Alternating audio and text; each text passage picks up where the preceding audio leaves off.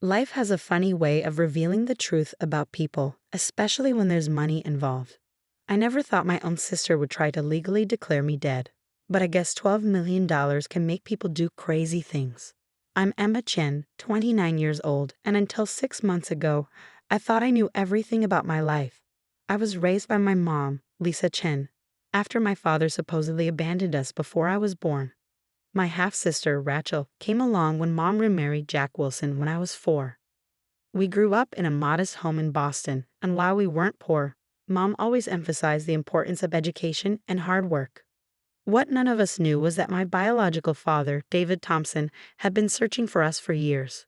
Mom had disappeared while pregnant with me, thinking she was protecting us from what she believed was his controlling family. The truth, as I would later learn, was far more complicated. But let me start with the day everything changed. I'd spent the last 5 years building my photography career, traveling to remote corners of the world capturing images for National Geographic and other major publications. My latest assignment took me to the Himalayan mountains, documenting traditional villages that were adapting to climate change. It was challenging work. No reliable phone service, spotty internet at best, and days of hiking between locations. Rachel had always been jealous of my glamorous career, though she never understood the countless nights I spent sleeping on frozen ground or the years of unpaid internships it took to get here. She chose a different path, working as a real estate agent and marrying Tom, a struggling day trader with expensive tastes. The last time I spoke to Mom was 3 months into my assignment. She sounded strange on our satellite phone call, emotional but trying to hide it. "Emma, honey," she said, her voice crackling through the poor connection. "There's something important I need to tell you when you get back. Something about your father." "Mom, you're breaking up," I replied, struggling to hear her through the static. "Is everything okay?" "Yes, just come home soon. I love you." Those were her last words to me. 2 weeks later, while I was in a remote village with no communication, Mom had a sudden heart attack. By the time I made it back to civilization and checked my messages, she had been gone for 10 days. I immediately began the long journey home, but travel from remote Nepal isn't simple. Delayed flights, missed connections, and monsoon weather stretched my return into a 3-week ordeal. What I didn't know was that Rachel had already set her plan in motion. You see, 6 months before Mom's death, she'd received a letter from a prestigious law firm. My biological father, David Thompson, had finally tracked us down. He was a federal judge now and had never stopped looking for us. More importantly, he'd recently been diagnosed with terminal cancer and wanted to make things right. He'd set up a trust fund for me, $12 million, plus properties in 3 states. Mom had been processing this information, trying to figure out how to tell me the truth about my father when she passed away. Rachel found the letter while going through Mom's papers. And that's when she saw her opportunity. While I was desperately trying to get home, Rachel was convincing everyone that I had died in a hiking accident in Nepal. She used her real estate connections to create false documentation, took advantage of the language barrier and poor communication with local authorities, and even held a memorial service with an empty casket. My poor sister, she'd sobbed to the mourners. At least she died doing what she loved. By the time I finally made it back to Boston, Rachel had already filed papers to claim the inheritance as my only surviving sibling. She even moved into one of the properties left in the trust. I'll never forget the moment I walked into my childhood home. Rachel was sitting in the living room with Tom, surrounded by papers from the law firm, when I opened the door with my key. The color drained from her face as if she'd seen a ghost, which in her mind she had. Emma," she stammered, dropping her coffee mug. It shattered on the hardwood floor Mom had been so proud of. You're supposed to be dead." I finished for her, setting down my weathered backpack. "Funny thing about that, I'm very much alive." Tom bolted from the room, nearly tripping over his own feet. Rachel's shock quickly turned to calculation. I could practically see the gears turning in her head as she tried to figure out how to spin this. "Emma, thank God." She jumped up, arms open for a hug I didn't return. "We thought there was a report from Naples.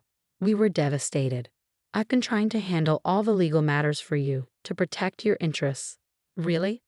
I pulled out my phone, showing her the emails I discovered on Mom's computer. "Is that why you told the law firm I died in a climbing accident?" Why you've been trying to claim my inheritance? I can explain, she sputtered. It's not what you think. But I wasn't interested in her explanations.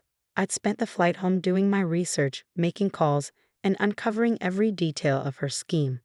What I discovered wasn't just fraud, it was a calculated plan that had started even before Mom's death. What Rachel didn't know, what none of us had known, was that I wasn't the only one who had inherited my biological father's methodical nature and attention to detail. And I was about to show my dear sister exactly what that meant. Pack your bags, I said calmly, pulling out a formal-looking document. You have 24 hours to vacate this property, and Rachel? Don't bother trying to run. The FBI is already investigating the false death reports you filed. She lunged for the document in my hand, but I stepped back. You can't prove anything. It was a misunderstanding. I was trying to protect our family's interests. I smiled, thinking of the meeting I had scheduled for the next morning. Actually, I can prove everything. And you're about to learn exactly who you've been trying to steal from. What happened next would shake our family to its core, expose decades of secrets, and lead to a courtroom confrontation that nobody saw coming. But that's where the real story begins. The next morning, I walked into the federal courthouse in downtown Boston, my heart pounding but my steps steady. Rachel had spent the night calling everyone she knew, trying to find a lawyer willing to defend her misunderstanding. She'd even tried convincing our stepdad, Jack, to reason with me. Emma, please, he'd begged over the phone. Rachel made a mistake, but she's still your sister. No, Jack, I'd replied firmly. A mistake is accidentally damaging someone's car. She tried to legally declare me dead. What Rachel didn't know was that I'd already been in contact with Judge David Thompson's office. When I couldn't reach Mom during my trip, I finally opened that email I'd been avoiding. The one from the law firm explaining my father's search for me. After confirming Mom's death, I'd reached out to them. The security guard at the courthouse entrance did a double take when he checked my ID. Miss Chen, or should I say Miss Thompson, he said with a knowing smile. You look just like your father.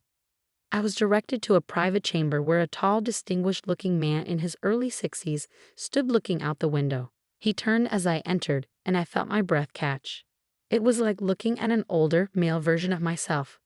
We had the same sharp green eyes, the same way of tilting our heads when studying something. Emma, he breathed, taking a step forward but stopping himself. I've waited so long. Tears filled my eyes. Why didn't you find us sooner? I tried. God, I tried. He sank into a leather chair, gesturing for me to sit. Your mother. Lisa was trying to protect you, my family back then. My father, he was a controlling man. Lisa thought he'd try to take you away from her, raise you as the proper Thompson here. She didn't know he was dying, that things were about to change. For the next hour, he filled in the gaps of my history. How he'd hired private investigators, how he'd finally reformed his family's old money attitudes as he rose through the legal ranks, how finding that first photo of me in National Geographic had given him hope. When I got sick, he continued, I knew I had to move faster. The inheritance was never about the money. It was about giving you the security I should have provided all along. A knock at the door interrupted us. Judge Thompson. They're ready. He squeezed my hand. Ready to face your sister. I nodded. More than ready. The courtroom was packed. News of a federal judge's long-lost daughter and attempted inheritance fraud had spread quickly. Rachel sat at the defendant's table, wearing her most modest black dress, clearly going for a grieving sister image. Her expensive lawyer whispered urgently in her ear. Then my father took the bench and everything changed. Rachel's face went from practiced sorrow to shock as she looked between Judge Thompson and me, finally seeing the obvious resemblance. Her lawyer's whispers became more frantic. This emergency hearing will address the fraudulent death declaration of Emma Chen, also known as Emma Thompson, and the attempted theft of her inheritance through false documentation. My father began, his voice carrying the weight of decades on the bench. Rachel's lawyer stood. Your Honor, we request you recuse yourself due to obvious conflict of interest. Already arranged, my father replied calmly.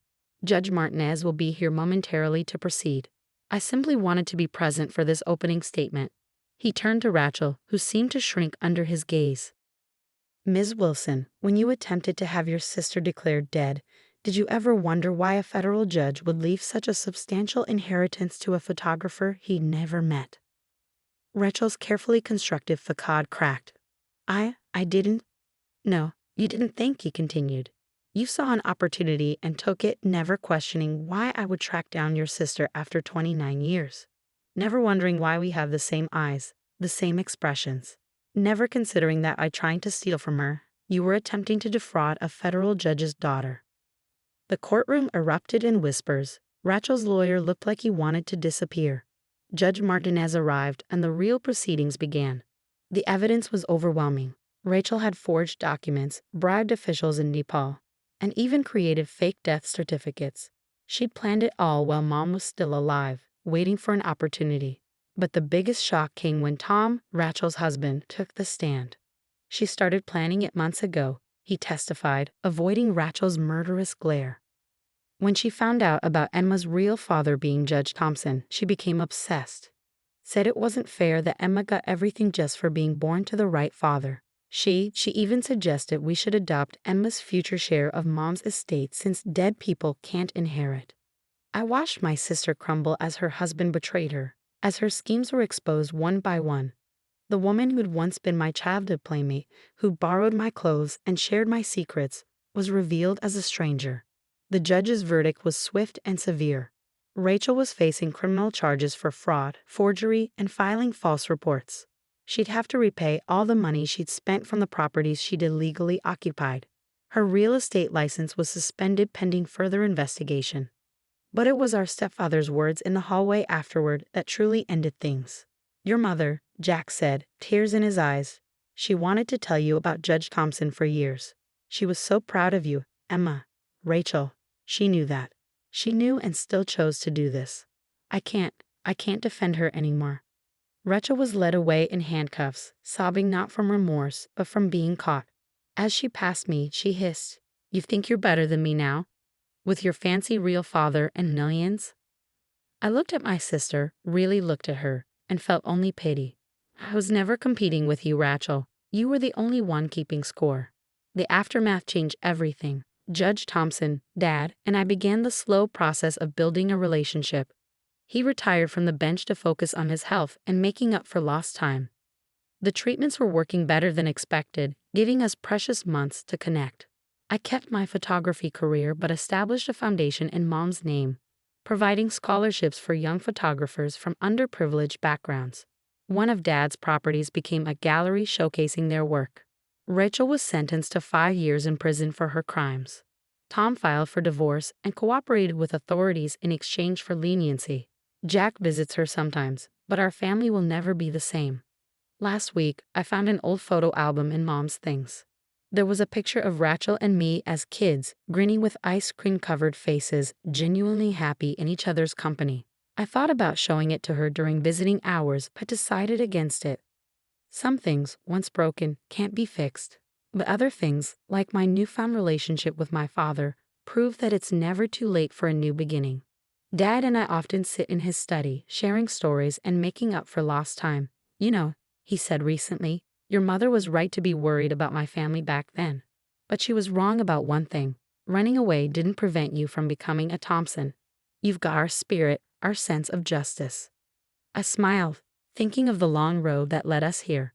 Maybe sometimes you have to lose everything to find out who you really are. And who am I? I'm Emma Chen Thompson, daughter of a mother who protected me and a father who never stopped searching.